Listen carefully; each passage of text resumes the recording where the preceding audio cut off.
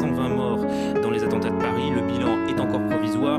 Certains médias parlent de 140 morts. Voilà le bilan pour l'instant du parquet de Paris. Et le procureur annonce également une enquête pour assassinat en relation avec une entreprise terroriste.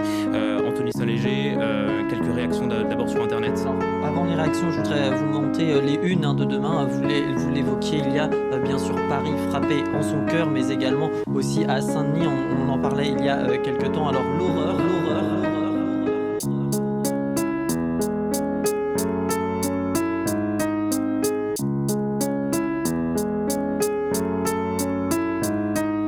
Des tirs, des morts et des larmes, toutes ces vies qui n'avaient rien demandé. Tu te balades avec la crainte de voir des gens avec des armes à leur côté. Mais que faire dans ce monde sinistre et malsain? Je n'ai pas peur de m'exprimer, même si on devait me couper les mains. Et pour rien, je couperai les liens avec ma famille. Hommage à tous ceux qui ont perdu les siens aujourd'hui à cause de fous se disant musulmans. Tuer des gens n'est pas écrit dans le Coran, mais que faire pour que ça s'arrête?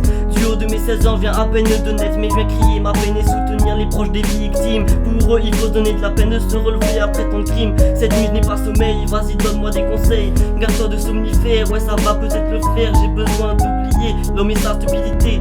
Ce soir la France est en deuil, il lui faudra une centaine de cercueils. Liberté, Égalité, fraternité. mais ce soir je n'ai que mes yeux pour pleurer.